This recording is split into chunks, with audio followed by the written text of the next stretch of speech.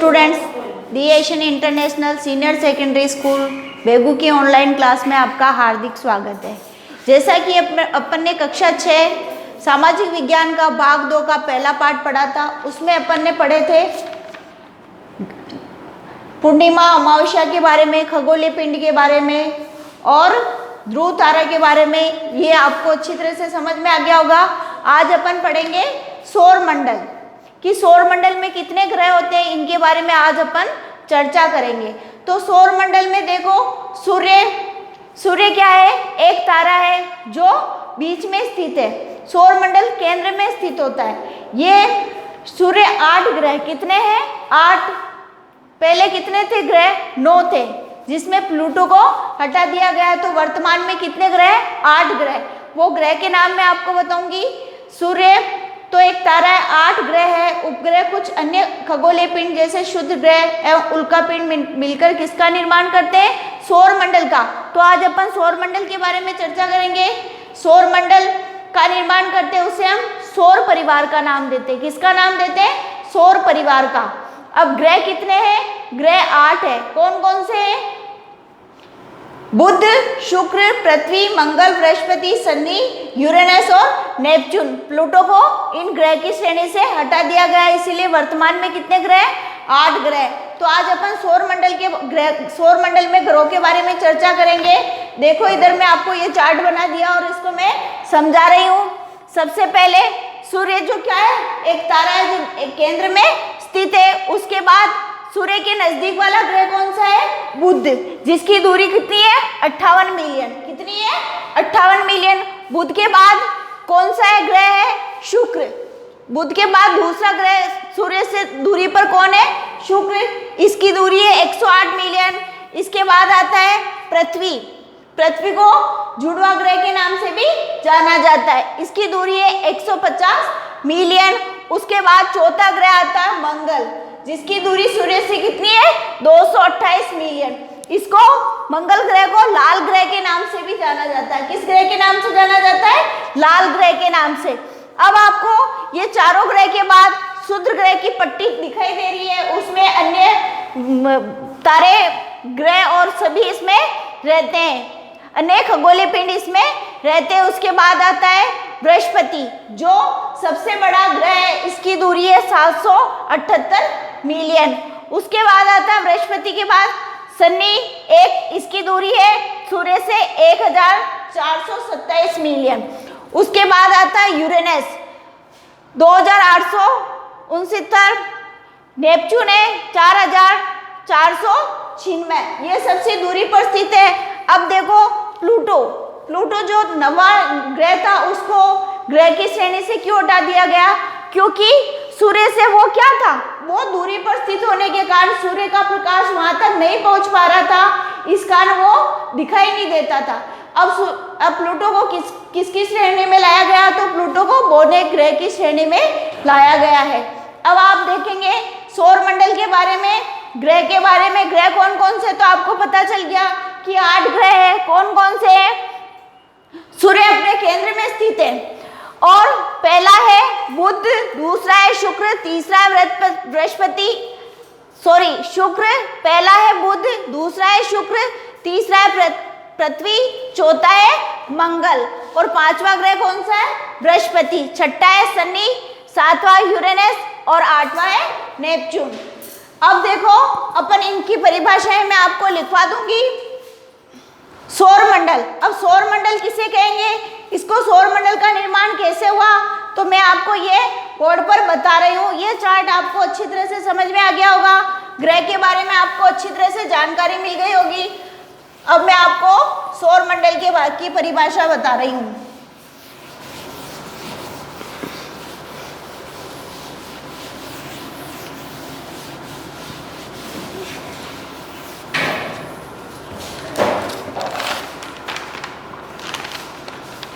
देखो, सौर मंडल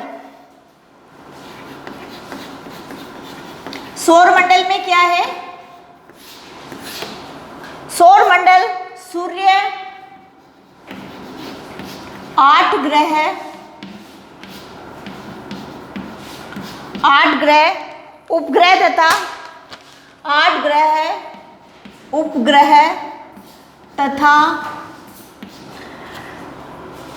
कुछ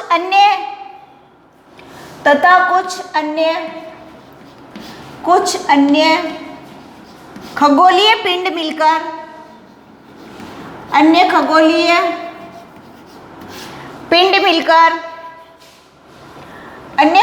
पिंड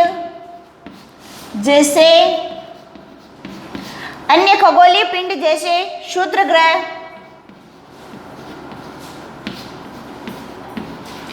उपग्रह,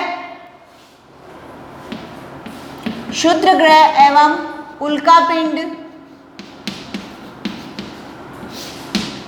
उल्कापिंड मिलकर किसका निर्माण करते हैं? सौर मंडल का निर्माण करते हैं। उल्कापिंड मिलकर सौर मंडल का निर्माण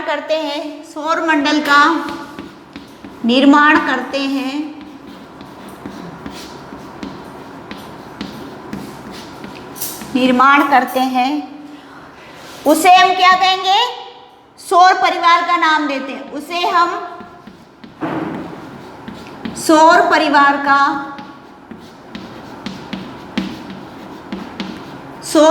का नाम देते हैं या सौर मंडल कहते हैं। सौर परिवार का नाम देते हैं।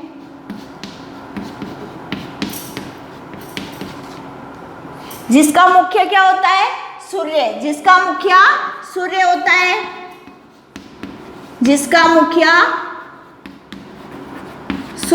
है।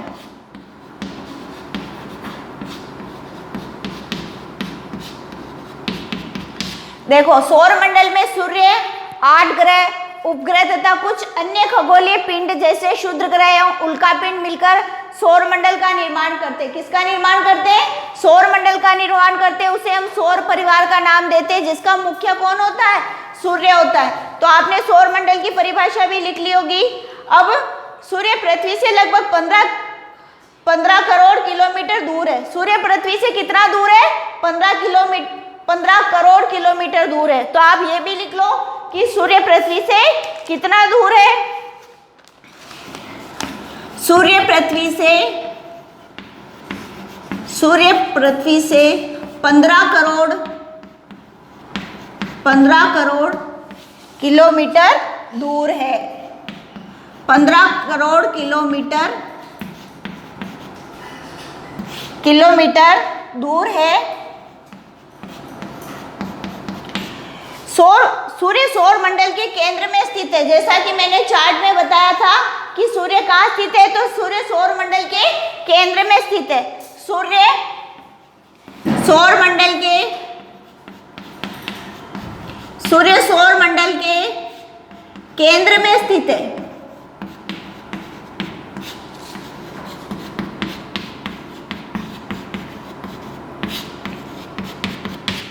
अब देखो, ये सूर्य कहाँ स्थित है? सौर मंडल के केंद्र में स्थित है। और सूर्य क्या है? एक तारा है। तो अब अपन थोड़ा सा बुक से पढ़ेंगे कि सूर्य सौर मंडल के केंद्र में स्थित है। ये बहुत बड़ा है। सूर्य क्या है? बहुत बड़ा है एवं अत्यधिक गर्म गैसों से बना हुआ। किससे बना हुआ? अत्यधिक गर्म गैसों से बना हुआ। इसका खिंचाव बल इससे सौर मंडल को बांधे रखता है। सूर्य सौर मंडल के लिए प्रकाश एवं ऊष्मा प्रकाश का स्रोत है, लेकिन हम इसकी अत्यधिक तेज ऊष्मा को महसूस नहीं कर सकते। इसकी अत्यधिक तेज ऊष्मा को महसूस क्यों नहीं कर सकते? क्योंकि सबसे नजदीक का तारा होने के बावजूद ये हमसे बहुत दूर है। क्योंकि सूर्य ये सबसे नजदीक का तारा होने के बावजूद भी क्या है? ये हमसे बहुत दूर है। इसलिए हम इसकी प्रकाश और ऊष्मा को महसूस नहीं कर सकते। जैसे क्वेश्चन आ जाता है कि सूर्य के प्रकाश और ऊष्मा को अपन महसूस क्यों नहीं कर सकते, तो इसका आंसर होगा कि यह सबसे नजदीक का तारा होने के बावजूद भी क्या है? यह हमसे बहुत दूर है। ये सबसे नजदीक का तारा होने के बावजूद भी ये हमसे बहुत दूर है। इसलिए हम इसके ऊष्मा और प्रकाश को महसूस नहीं कर सकते। अब ग्रह के बारे में मैंने आपको बता दिया, सौर मंडल के बारे में आपको समझा दिया। अब आप देखो, कक्षा किसे कहते हैं? कक्षा की परिभाषा मैं आपको बता रही हूं कि कक्षा किसे कहते हैं। कक्षा की परिभाषा लिखो। कक्षा की परिभाषा मैं आपको बता रही हूं, कक्षा किसे कहते हैं? कक्षा सौर मंडल के सभी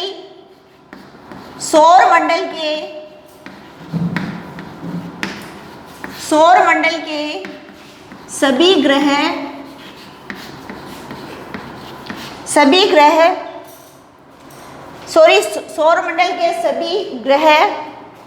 एक निश्चित पथ पर, सभी ग्रह एक निश्चित पथ पर सूर्य का चक्कर लगाते हैं। पथ पर सूर्य का चक्कर लगाते हैं, सूर्य का चक्कर लगाते हैं। ये रास्ते दीर्घवृत्ताकार में फैले हुए हैं। ये रास्ते दीर्घवृत्ताकार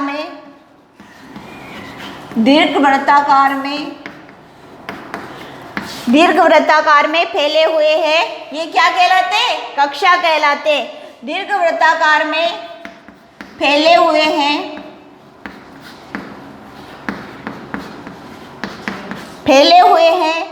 ये कक्षा कहलाते हैं। ये परिभाषाएं आपको याद करनी है। सौर मंडल के सभी 8 ग्रह आएगा। सौर मंडल के सभी 8 ग्रह एक निश्चित पथ पर सूर्य का चक्कर लगाते हैं। ये कक्षा कहलाते हैं। क्या कहलाते हैं? कक्षा कहलाते हैं। तो अब मैं आपको इसके बारे में बुक से देखिए थोड़ा। सौर मंडल के सभी 8 ग्रह एक निश्चित पथ पर सूर्य का चक्कर लगाते हैं। ये रास्ते दीर्घवृत्ताकार में फैले हुए। किसमें फैले हुए? दीर्घवृत्ताकार में फैले हुए। ये क्या कहलाते हैं? कक्षा कहलाते हैं।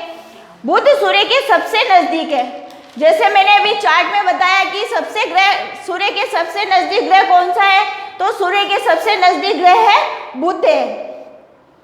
अपनी कक्षा में सूर्य के चारों ओर एक चक्कर लगाने में इसे केवल 88 दिन लगते हैं। कितने दिन लगते हैं? केवल 88 दिन लगते हैं। शुक्र को पृथ्वी का जुड़वा ग्रह माना जाता है। जैसे मैंने अभी थोड़ी देर बाद जब चार्ट बनाया था उसमें समझाया था कि पृथ्वी का जुड़वा ग्रह कौन सा है, तो पृथ्वी का जुड़वा ग्रह शुक्र पृथ्वी का जुड़वा ग्रह है, क्योंकि इसका आकार एवं आकृति लगभग पृथ्वी के ही समान है। अभी तक प्लूटो को भी एक ग्रह माना जाता था। अभी तक प्लूटो को भी क्या माना जाता था? एक ग्रह। लेकिन वर्तमान में उसे हटा दिया गया। मैंने जैसे आपको समझाया था कि क्यों हटाया गया, क्योंकि सूर्य का वो बहुत दूर होने के कारण सूर्य का प्रकाश उस तक नहीं पहुंच पा रहा था, इसलिए उसे ग्रहों की श्रेणी से हटा दिया गया। अब कब हटाया था? 2003 में। और इसको क्या कहा जाता है? बोने ग्रह का। प्लूटो को भी किसका नाम दिया जाता है? बोने ग्रह का नाम दिया जाता है। अब है पृथ्वी। अब पृथ्वी सूर्य से दूरी के हिसाब से पृथ्वी तीसरा ग्रह है। सूर्य से दूरी के हिसाब से पृथ्वी कौन सा ग्रह है? तीसरा ग्रह। आकार में ये 5वां सबसे बड़ा ग्रह है। तो मैं आपको इसके बारे में बताऊंगी कि सूर्य क्या है और आभा भूआभ किसे कहा जाता है। इन सभी के बारे में मैं आपको बताऊंगी। अपनी कक्षा में सूर्य के चारों ओर एक चक्कर लगाने में केवल 88 दिन लगते हैं। सूर्य को पृथ्वी का जुड़वा ग्रह माना जाता है। क्या माना जाता है? जुड़वा ग्रह, क्योंकि इसका आकार एवं आकृति लगभग पृथ्वी के समान ही है। अब देखिए पृथ्वी का मैं आपको थोड़ा बोर्ड पर लिखवा रही हूं।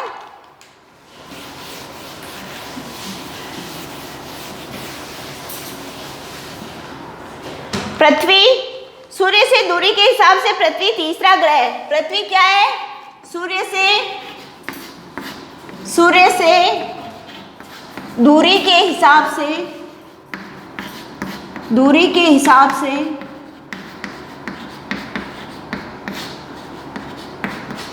सूर्य से दूरी के हिसाब से पृथ्वी तीसरा बड़ा ग्रह है। कौन सा है? तीसरा ग्रह है। आकार में ये पांचवा सबसे बड़ा, और आकार में क्या है, पांचवा, आकार में यह है पांचवा, आकार में यह पांचवा सबसे बड़ा ग्रह है।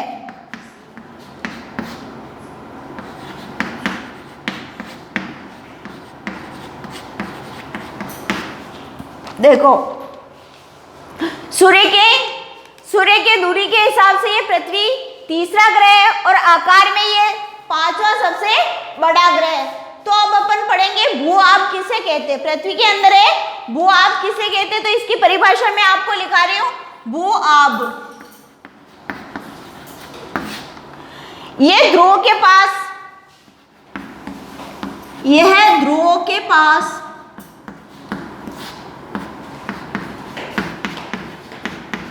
ये ध्रुव के पास थोड़ी चपटी है,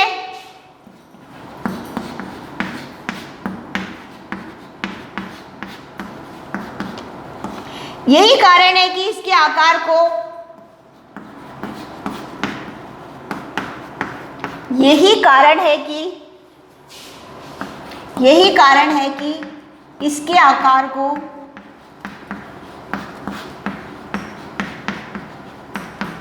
आकार को भू-आब कहा जाता है।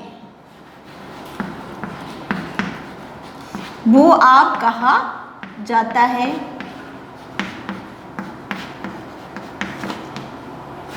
भू-आब का अर्थ है पृथ्वी के समान आकार। अब भू-आब का अर्थ क्या होगा, ये ध्रुव के पास थोड़ी चपटी है, यही कारण है कि इसके आकार को भू-आब कहा जाता है। अब देखो भू-आब का क्या अर्थ है, भू-आब का अर्थ है पृथ्वी के समान आकार। भू-आब का क्या अर्थ है, पृथ्वी के समान आकार।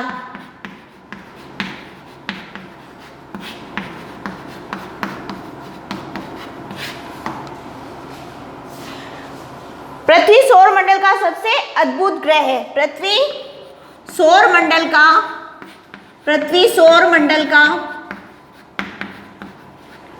सौरमंडल का सबसे अद्भुत ग्रह है।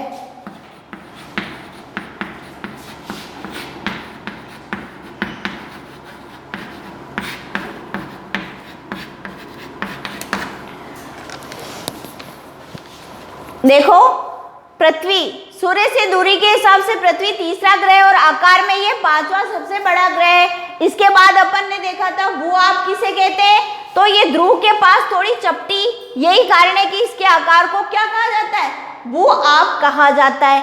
और अब भू-आब का अर्थ क्या है, पृथ्वी के समान आकार को क्या कहेंगे, भू-आब। पृथ्वी सौरमंडल का सबसे अद्भुत ग्रह है। अब आगे आता है, ये हो गया पृथ्वी। अब एक बार अपन मुख से इसको पढ़ लेते हैं कि सूर्य से दूरी के हिसाब से पृथ्वी तीसरा ग्रह है, आकार में ये कौन सा ग्रह है, पांचवा सबसे बड़ा ग्रह है। ये ध्रुव के पास थोड़ी चपटी है, यही कारण है कि इसके आकार को क्या कहा जाता है, भू-आब कहा जाता है। भू-आब का अर्थ है पृथ्वी के समान आकार। अब देखो जीवन के लिए अनुकूल परिस्थितियां संभवतः केवल पृथ्वी पर ही पाई जाती है। अपन अपना जीवन संभव कहाँ है, केवल पृथ्वी पर ही अपना जीवन संभव है। अभी चंद्रमा पर अपन नहीं रह सकते क्योंकि वहां पर वायु और जल का अभाव है। आगे देखिए कि जीवन पृथ्वी पर संभव है। पृथ्वी न तो अधिक गर्म है और न ही अधिक ठंडी है। यहाँ पानी एवं वायु उपस्थित है जो हमारे जीवन के लिए आवश्यक है। पृथ्वी पर अपन क्यों रह सकते हैं, क्योंकि यहाँ पर वायु और पानी उपस्थित है और ये पृथ्वी न तो अधिक गर्म है और न अधिक ठंडी है। वायु में जीवन के लिए आवश्यक गैसें जैसे ऑक्सीजन मौजूद है। इन्हीं कारणों से पृथ्वी सौरमंडल का सबसे अद्भुत ग्रह माना जाता है। अंतरिक्ष से देखने पर पृथ्वी नीले रंग की दिखाई पड़ती क्योंकि इसकी 2/3 सतह पानी से ढकी हुई है, इसलिए इसे नीला ग्रह कहा जाता है। तो मैं आपको नीला ग्रह किसे कहते हैं इसकी परिभाषा बता रही हूँ, लिखो नीला ग्रह किसे कहते हैं।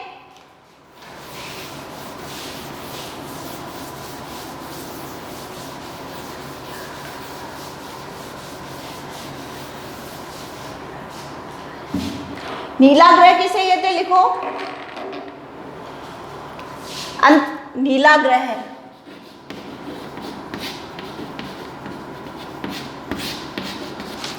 अंतरिक्ष से देखने पर, अंतरिक्ष से देखने पर,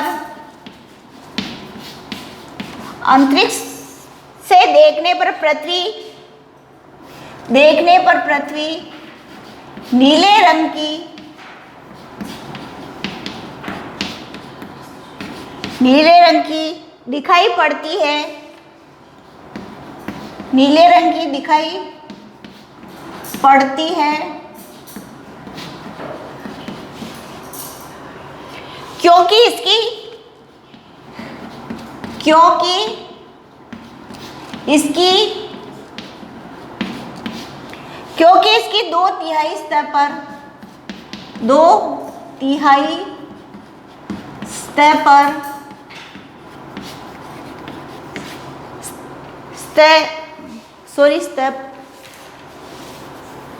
सतह पानी से ढका हुआ, किससे ढका हुआ है? पानी से। 2/3 सतह पानी से ढकी हुई है, पानी से ढकी हुई है, इसलिए इसे नीला ग्रह कहा जाता है, इसीलिए इसे नीला ग्रह कहा जाता है, इसीलिए इसे नीला ग्रह, नीला ग्रह कहा जाता है।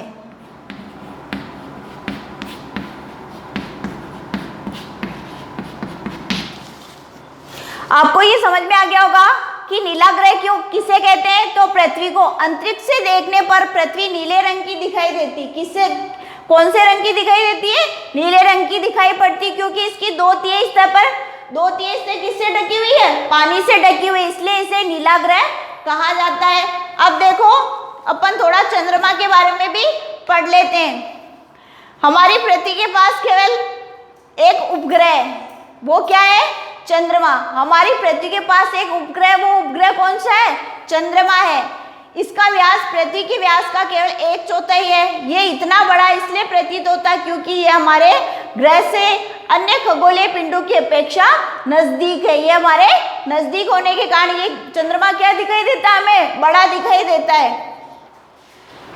ये हमसे लगभग 3,84,400 किलोमीटर दूर है। अब आप पृथ्वी से सूर्य और चंद्रमा की दूरियों की तुलना कर सकते हैं। अब आप चंद्रमा की परिभाषा देखिए। चंद्रमा के बारे में मैं आपको कुछ लिखवा रही हूं।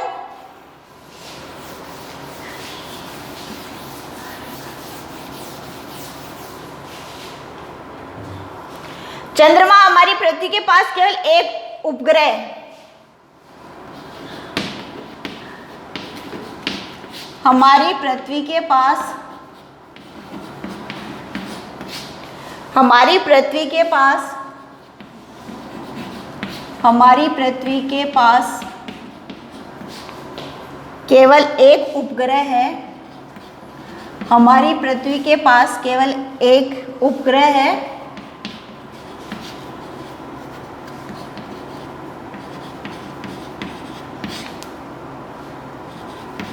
कौन सा उपग्रह हमारी पृथ्वी के पास? चंद्रमा। हमारी पृथ्वी के पास केवल एक उपग्रह है, वह उपग्रह कौन सा है? चंद्रमा। अब देखो ये इतना बड़ा इसलिए प्रतीत होता है, ये इतना बड़ा, यह इतना बड़ा, ये इतना बड़ा इसलिए प्रतीत होता है, इसलिए प्रतीत होता है क्योंकि ये हमारे ग्रह से अन्य, क्योंकि यह हमारे,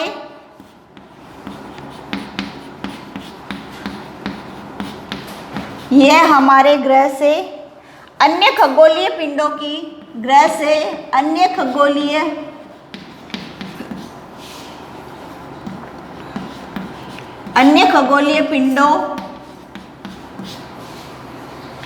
पिंडों की अपेक्षा नजदीक है। क्या है? की अपेक्षा नजदीक है।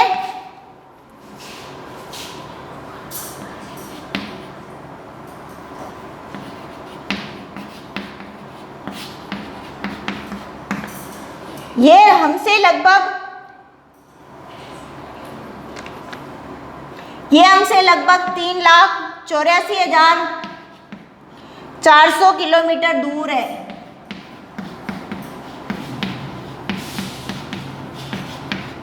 400 किलोमीटर दूर है।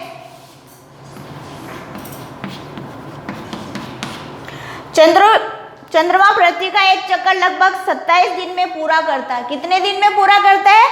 27 दिन में। चंद्रमा पृथ्वी का एक चक्कर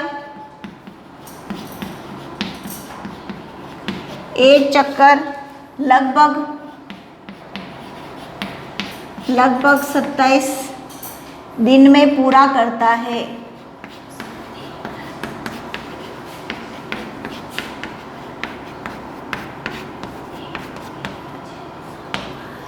देखो, हमारी पृथ्वी के पास केवल एक उपग्रह है। वो उपग्रह कौन सा है? चंद्रमा। ये इतना बड़ा इसलिए प्रतीत होता है क्योंकि ये हमारे ग्रह से अन्य खगोलीय पिंडों की अपेक्षा नजदीक है। इसकी कितना दूर है? 3,84,400 किलोमीटर दूर है। चंद्रमा पृथ्वी का एक चक्कर लगभग 27 दिन में पूरा करता है। कितने दिन में पूरा करता है? 27 दिन में पूरा करता है। अब इसी के साथ मैं आपको उपग्रह की परिभाषा भी लिखवा देती हूँ।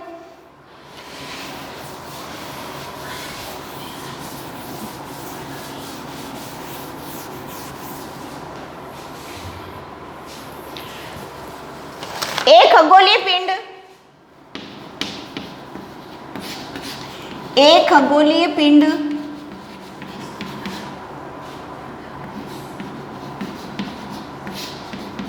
एक खगोलीय पिंड है जो ग्रहों के चारों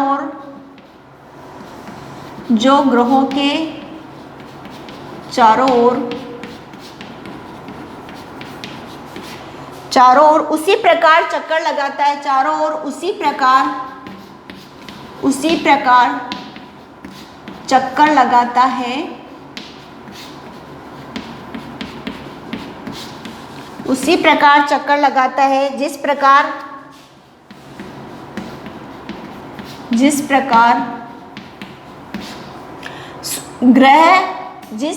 ग्रह सूर्य के चारों ओर चक्कर लगाते हैं। चारों ओर चक्कर लगाते हैं। क्या कहलाते हैं? उपग्रह।